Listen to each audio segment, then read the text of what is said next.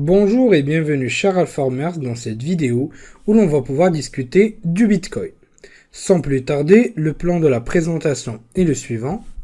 Donc tout d'abord, nous allons commencer par une petite introduction, suivie par l'évolution du Bitcoin. Nous verrons aussi et discuterons des clés et adresses par rapport à cette crypto-monnaie.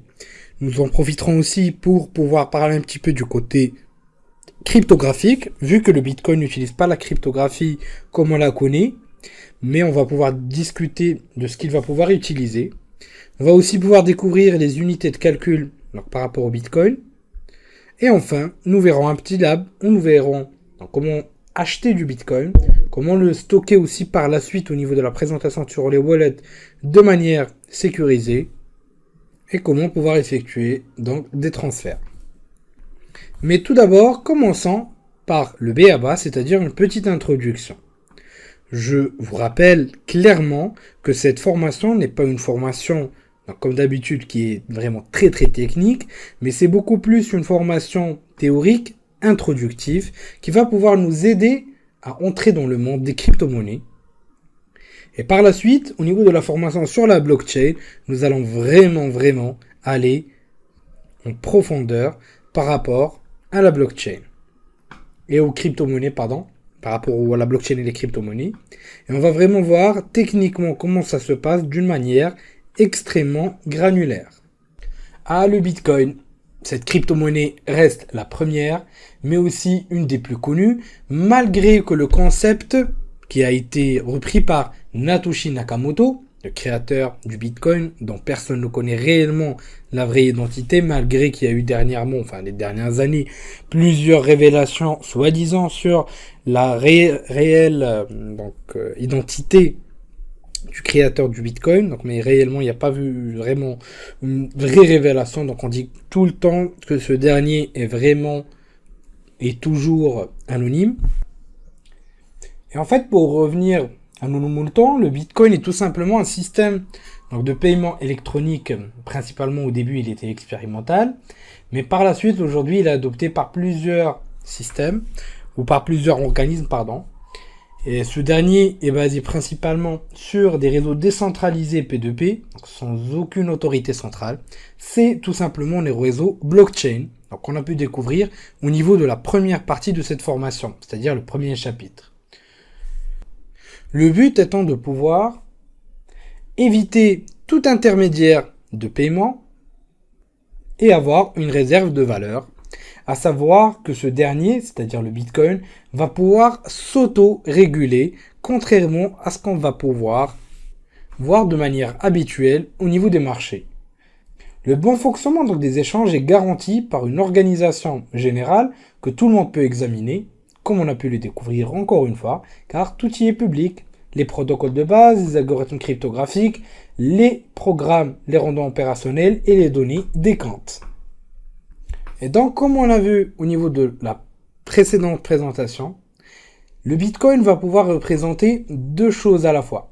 Donc, en même temps, une monnaie virtuelle, mais aussi une monnaie cryptographique, d'où l'utilisation de concepts cryptographiques afin de pouvoir garantir la confidentialité et l'intégrité de la monnaie. Sans oublier que ce dernier peut représenter un système P2P, vu que ce dernier va pouvoir tourner au niveau de la blockchain. Et tout ça, malgré que la plupart des pays vont pouvoir nier que le Bitcoin puisse représenter une vraie monnaie virtuelle. Et malheureusement, même s'ils le disent, il y a beaucoup d'organismes internationaux, comme JP Morgan d'ailleurs, qui a toujours dit que le Bitcoin n'était pas vraiment une vraie crypto-monnaie, mais que malgré tout ça, ce dernier va pouvoir en acheter et pouvoir s'introduire dans le monde des crypto-monnaies, mais aussi des altcoins, plus précisément. Et c'est là où on va comprendre tous ces éléments-là, c'est-à-dire l'importance des crypto-monnaies et leur avenir. Et de l'avenir, ils en ont plein. Au niveau du site officiel du Bitcoin, donc bitcoin.org, vous pouvez retrouver la version originale du white paper qui a été écrit par Satoshi Nakamoto, donc Bitcoin, a Peer-to-Peer Electronic Cash System, où il explique les tréfonds technique du fonctionnement du Bitcoin, ainsi que sa vision de l'avenir de ce dernier. Et qui représente la première vraie crypto-monnaie et, pour être plus précis, la première vraie monnaie décentralisée. Avec le fait qu'on puisse retrouver le Bitcoin sous différentes définitions, ça peut être défini comme un protocole, une monnaie digitale ou même une plateforme. Donc disons que c'est une petite combinaison de réseaux P2P, de protocoles et d'applications qui vont pouvoir faciliter la création mais aussi l'exploitation et l'utilisation d'une monnaie digitale ou virtuelle qu'on va nommer le Bitcoin. Ce qu'il faut savoir aussi, de manière très précise, c'est que le Bitcoin avec un grand B va pouvoir référer au protocole Bitcoin, alors que avec un B minuscule, cela réfère au Bitcoin, donc la crypto-monnaie. Pour être plus précis, les nœuds vont pouvoir parler et discuter entre eux à travers tout simplement ou en exploitant le protocole Bitcoin, avec un grand B bien sûr. Mais ce qui a attiré le plus de gens donc vers le Bitcoin, c'est surtout l'évolution fulgurante de son cours. Donc si c'était resté vraiment très bas, je pense pas que tout le monde pourrait s'intéresser vraiment au Bitcoin. Mais là, on retrouve vraiment un point très intéressant. C'est-à-dire que au début, il ne valait que quelques cents, mais aujourd'hui, comme vous pouvez le voir ici, donc vraiment, ça a commencé très bas, donc avant même 2013, disons même en 2012. Nous allons donc essayer d'afficher ça même en 2011. Voilà. Non, en fait, il ne répertorie qu'à partir de 2012. Donc là, sur une autre plateforme, on peut retrouver les prix qui ont été spécifiés donc en 2010 ou 2009 même. Donc là, ça a vraiment commencé très bas. Donc, comme vous pouvez le voir au niveau du chart, donc à 0,06, voire même 0,05 si je me rappelle bien. Et aujourd'hui, nous retrouvons vraiment des valeurs qui sont très intéressantes. Donc c'est monté jusqu'à 20 000 $, voire même plus, si je me rappelle bien. Donc je pense que c'était 21 000 à peu près, ou 20 000 et quelques. Mais quand même, ça reste extrêmement fulgureux. Donc là, c'est retombé aujourd'hui à 8 900 $. Donc c'est vraiment très volatile. Donc faites attention à vos investissements, surtout en Bitcoin, même s'il a de l'avenir. Mais en fait, cette évolution qui a attiré cette foule de monde vers cette crypto-monnaie. Et au niveau de la formation sur la blockchain, quand nous allons vraiment étudier la chose, vous verrez que même techniquement, c'est vraiment quelque chose d'incroyable.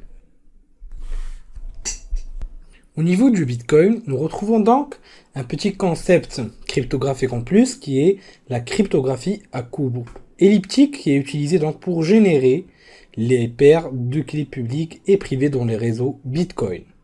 Ici, vous trouverez dans cet exemple, et par rapport à n'importe quel type de crypto-monnaie, son adresse. C'est au niveau de cette adresse que seront stockés vos bitcoins et c'est à partir de cette adresse que vous pourrez en envoyer ou bien en recevoir. Ceci est également donc couramment codé dans un code QR donc pour un partage beaucoup plus simple. Donc le code QR de l'adresse donc qui est présenté devant nous représente exactement la même chose, c'est juste en fait pour faciliter le partage de l'adresse ou des adresses des utilisateurs. Cette adresse peut aller de 26 à 35 caractères et généralement elle commence par 1 ou 3. C'est cette adresse donc qui va pouvoir représenter le wallet ou portefeuille en français. Donc c'est concernant les wallets, nous aurons une présentation spécifique à ces derniers par la suite, dont exactement 4 présentations. Et nous pourrons ainsi à partir de là en discuter plus en détail. Les unités monétaires du Bitcoin sont décrites comme qui suit. À savoir que la plus petite dénomination du Bitcoin, donc on en a pu discuter au niveau de la précédente ou du précédent chapitre, donc la plus petite dénomination du Bitcoin représente le Satoshi. Et c'est ce que vous allez retrouver la plupart du temps, donc c'est le SAT, donc comme abréviation. Donc c'est ce que vous allez trouver dans très nombreux chats ou bien tout simplement parfois même plateformes et autres. Donc le Satoshi est tout simplement la plus petite valeur donc qu'on peut trouver ou la plus petite unité du Bitcoin. Donc ce Satoshi là va pouvoir représenter donc par exemple aujourd'hui donc et plus exactement donc en dollars. Donc je vais faire un petit calcul rapidement donc avec la petite calculatrice. Donc ça nous fait à peu près donc 0,0000089. Donc sinon, si vous avez un petit peu la flemme de calculer, vous avez plusieurs plateformes qui permettent de faire ça pour vous. Donc il suffit de chercher un petit peu sur le net et là vous avez la valeur exacte. Mais c'est une notion qui est très importante à connaître comme je l'ai expliqué au niveau des terminologies. Sans plus tarder, allons découvrir comment acheter du Bitcoin. Comme spécifié au niveau de la présentation ou la dernière présentation au niveau du premier chapitre, notre choix s'est donc porté sur Coinbase comme plateforme pour l'achat des crypto-monnaies. Pour en acheter, nous allons donc nous diriger vers achat-vente et à partir de là, nous allons acheter du Bitcoin. Donc nous spécifions que c'est du Bitcoin qu'on veut, à savoir que sur Coinbase, on peut acheter du Bitcoin Cash, de l'Ethereum, encore du Litecoin. Bien sûr, nous ne pourrons pas faire un tour sur l'ensemble des crypto-monnaies existantes. Nous allons donc essayer de nous focaliser sur les plus connus, notamment le Bitcoin, l'Ethereum, mais aussi le Ripple qui mérite un petit coup d'œil. Nous spécifions donc ce qu'on veut acheter exactement comme crypto-monnaie, à savoir qu'il vous faudra bien sûr rajouter le moyen de paiement qui vous intéresse. Donc là, en fait, on est sur des cartes bancaires. Donc j'ai utilisé une carte Visa. Donc vous pouvez aussi choisir une carte bancaire pour des investissements avec des petits montants. Donc tant que ça dépasse pas les 1000 euros, ça passe. Mais sinon, vous pouvez aussi choisir un compte bancaire et investir des montants très importants. Et il peut aussi vous permettre de pouvoir virer votre argent donc dans le cas où vous en avez gagné. Donc, c'est-à-dire que si la valeur du Bitcoin augmente et vous voulez vendre vos actifs, donc ça sera beaucoup plus simple, et ainsi de suite. Donc, ça serait beaucoup mieux de pouvoir ajouter un compte bancaire pour retirer de manière sécurisée votre argent. À partir de là, donc voilà, donc principalement nous avons un plafond hebdomadaire de 1000 euros. Et là, il suffit de choisir le montant que vous voulez acheter. Là, vous avez l'équivalent en Bitcoin, les informations plus détaillées, et on lance l'achat tout simplement.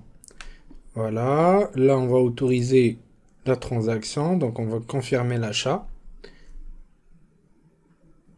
Et là, selon la banque que vous utilisez, donc vous devrez spécifier le petit message, donc ou le petit pass pour acheter donc du Bitcoin. Et là, vous aurez acheté vos Bitcoins que vous pouvez voir ici. Donc là, les 20 euros, c'était l'équivalent de 0,0025 Bitcoin.